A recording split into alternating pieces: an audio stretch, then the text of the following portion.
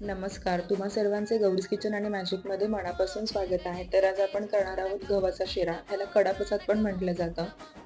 त्यासाठी सगळ्यात आधी इथे कढईमध्ये मी 5 छोटे चमचे गव्हाचं पीठ घेतलंय. ते लालसर रंग येईपर्यंत आपण भाजून घेणार आहोत.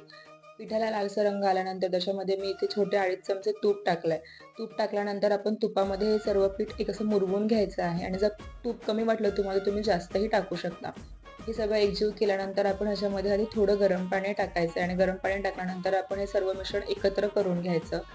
एकत्र झाल्यानंतर आपण पुन्हा थोडं गरम पाणी टाकायचं आणि ते पुन्हा एकसारखं हलवून झालं की त्याच्यामध्ये अर्धी वाटी साखर टाकायची.